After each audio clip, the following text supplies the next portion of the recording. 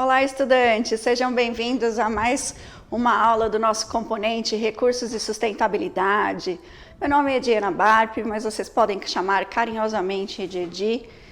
Vou começar com a minha descrição. Sou branca, cabelos e olhos castanhos, cabelos compridos. Hoje estou vestindo um terninho preto, uma blusa preta e cinza, calça jeans e botas. Gostaria de começar agradecendo também ao pessoal do estúdio que faz essa aula acontecer aí para vocês e agradecer também aí a participação do pessoal de Libras. Hoje eu estou com o Anderson e a Neisa, tá?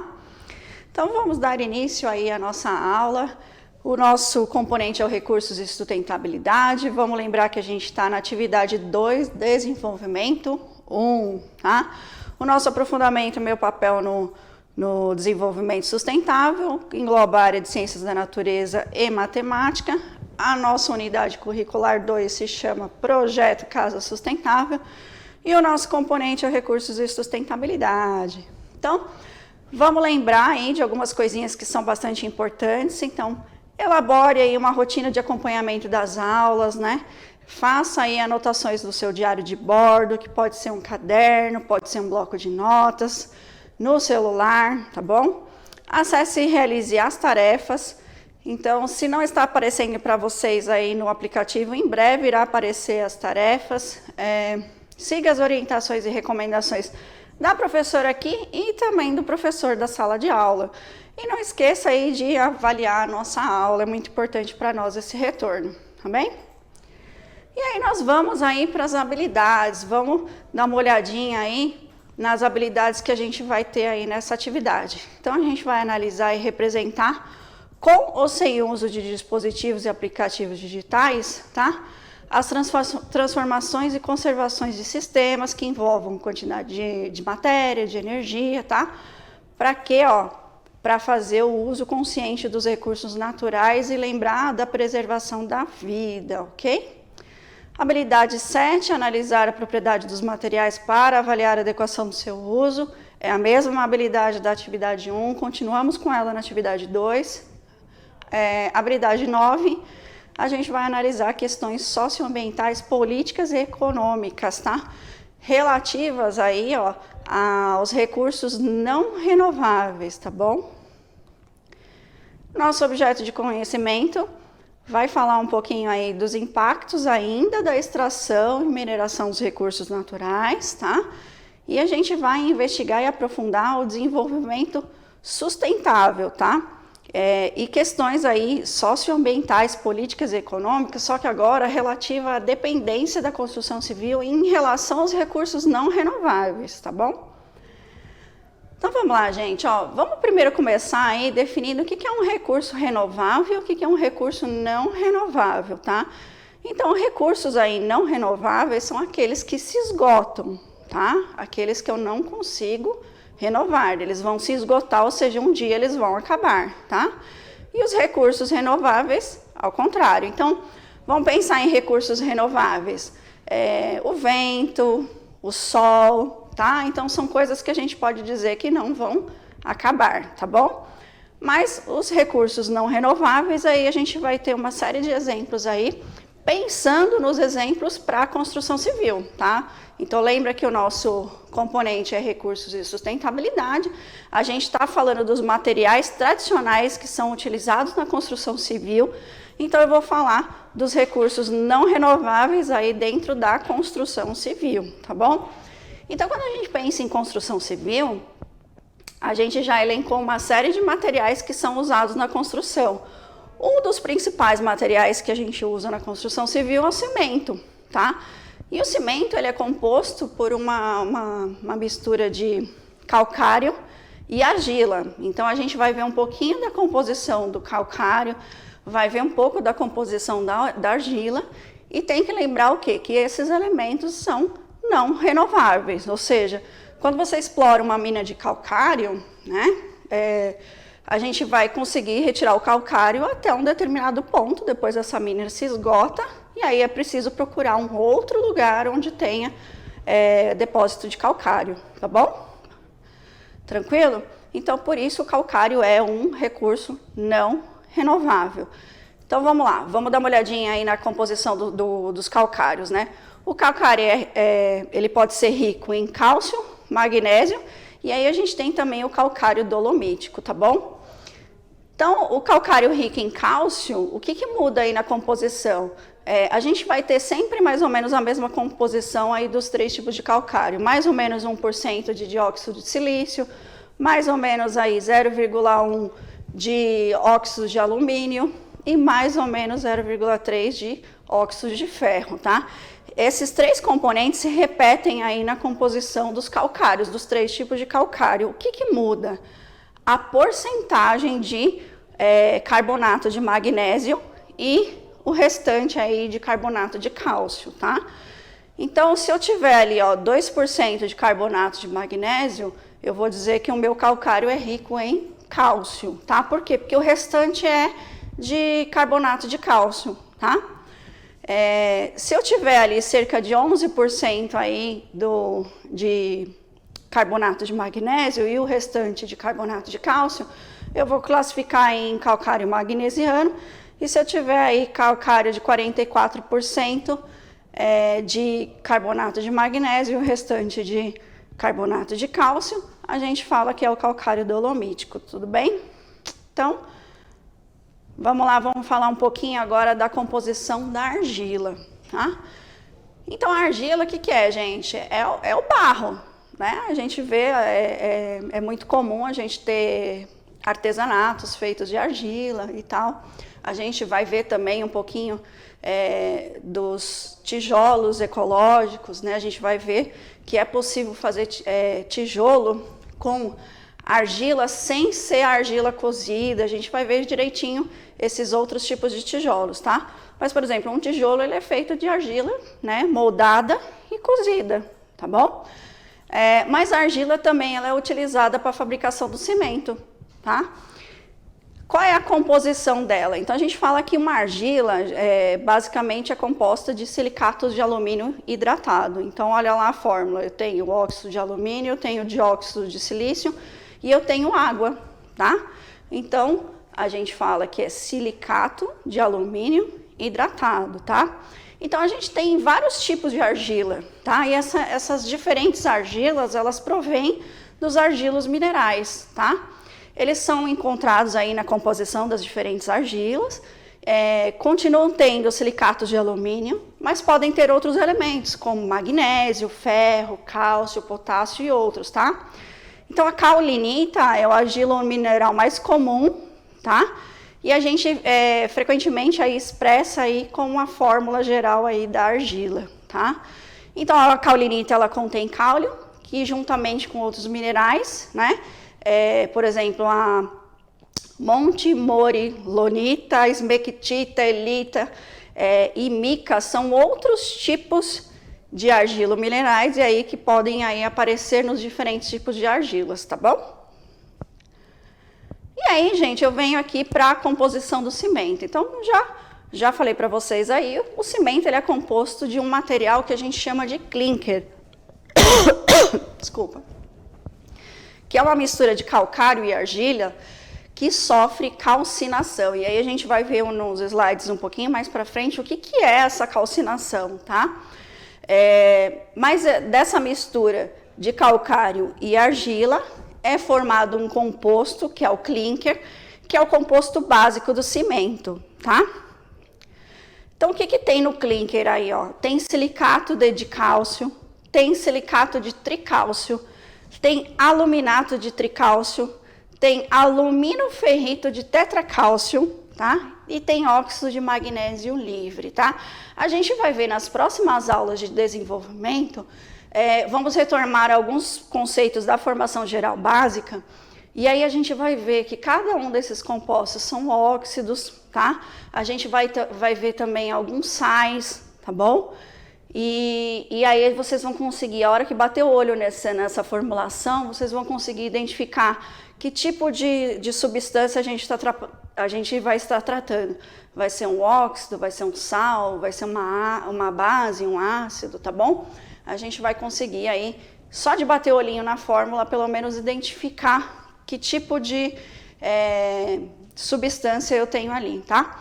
Então, o composto clinker, que é o composto básico aí da formação do cimento, tem essa composição, tá? Então, tem vários silicatos aí de cálcio, de alumínio e tem também o óxido de ferro, tá? Aí eu vou falar um pouquinho do gesso, que é um material também bastante importante aí na construção civil, tá? Então, o gesso também, ele acaba sendo obtido de um recurso não renovável, tá?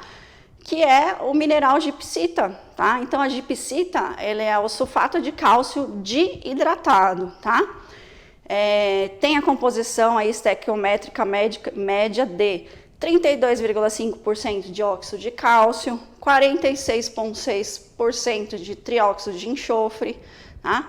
20,9% de água e quando calcinado vai produzir o gesso, tá? Que aí a gente parece a mesma fórmula, mas não é, tá? Você vai reparar que o gesso é o mineral gipsita que perdeu água, tá? Então ele vai ter, você vai continuar tendo o sulfato de cálcio, só que agora em vez dele ser diidratado, a gente fala que ele é hemidratado, quer dizer que ele tem meia molécula, tá? Esse M significa que é meia molécula, tudo bem? Então vai ter meia molécula de água, tá? A gipsita é utilizada na fabricação do cimento Portland também, então o cimento mais comum que a gente utiliza aí na construção civil é chamado de cimento Portland, tá? É uma homenagem aí ao lugar onde ele começou a ser fabricado pela primeira vez e da onde vinha o calcário, tá? Para fabricar esse cimento. E ele também é utilizado aí na agricultura para correção de solo, tá? Então também posso usar o gesso para agricultura para corrigir solo, mas eu uso gesso também na construção civil, tá? Então, só para lembrar que a gipsita é o sulfato de cálcio diidratado, e aí esse mineral sofre o processo de calcinação, vai perder molécula de água e vai virar o gesso, tá? Que é o sulfato de cálcio hemidratado, ok? E aí a gente vem aí para o processo de calcinação. Então, o processo de calcinação a gente define como o tratamento térmico, né, que são submetidos, por exemplo, alguns carbonatos e hidratos para remoção de CO2, água ou outros gases, tá? Então, por exemplo, a cal, que é também um componente utilizado aí na construção civil, certo? Ela também é obtida através do calcário, tá? Então, se eu pegar o calcário, passar a fazer o processo de calcinação, que é o quê? O calcário mais calor, eu vou obter a cal e eu vou liberar CO2, tá? No caso da gipsita, que vai formar o gesso, então eu vou pegar o sulfato de cálcio diidratado, certo? Eu vou aquecer esse sulfato de cálcio e aí conforme eu aqueço eu vou perder 3,5 moléculas de água, sobrando aí o sulfato de cálcio hemidratado, ok? Então, calcinação é um tratamento térmico, ou seja, eu vou utilizar calor, vou aquecer o material e aí eu vou remover ou CO2, ou água, ou algum outro tipo de gás, tá bom? Então, esse é o processo de calcinação, tá? Então, ó, eu deixei aí uma foto, uma imagem de uma mina de extração de carbonato de cálcio, tá? E como vocês podem ver, muda drasticamente a paisagem. A atividade mineradora é uma atividade que gera impacto ambiental, dificilmente não irá gerar, tá? E vocês podem ver aí pela paisagem que sumiu a árvore, tem aí uma questão que pode ter contaminação de rio, de água, tal. A gente já conversou bastante sobre isso. Então aí, ó, os impactos da mineração.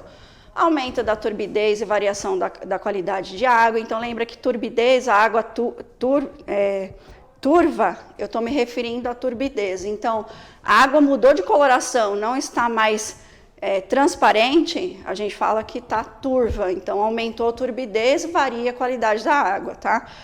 Pode alterar o pH da água, pode contaminar solo e água com metais pesados, tá?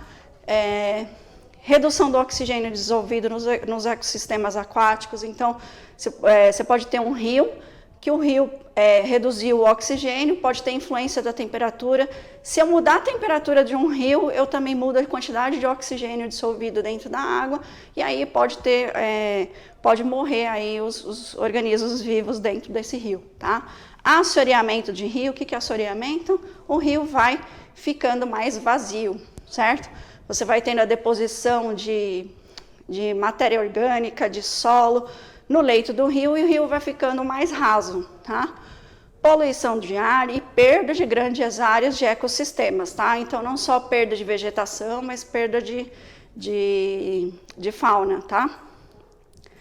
E aí, gente, a gente vai começar a pensar em novos materiais. Será que existem materiais que eu posso utilizar e substituir esses materiais tradicionais da construção civil?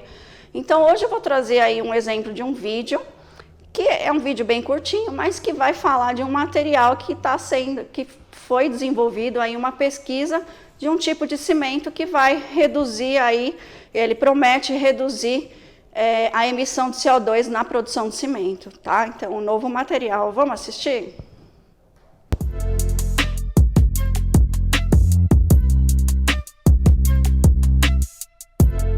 Um novo cimento para a construção civil, com reduzido impacto ambiental e com propriedades técnicas aceitáveis para diversas aplicações em todos os tipos de obras. Este é o aglomerante álcali ativado em pó.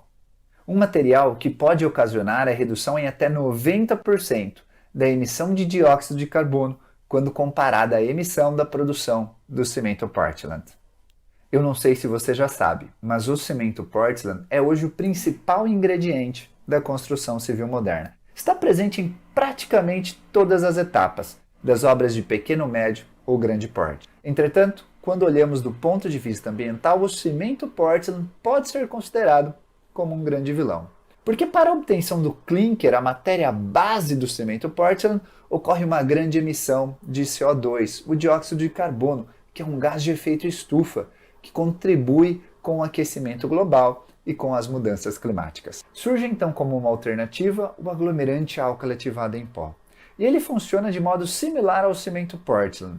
Basta o usuário misturar o pozinho com a água e eventualmente com os agregados, fazer sua pasta, argamassa ou concreto, e o material, com o passar do tempo, começa a adquirir resistência mecânica.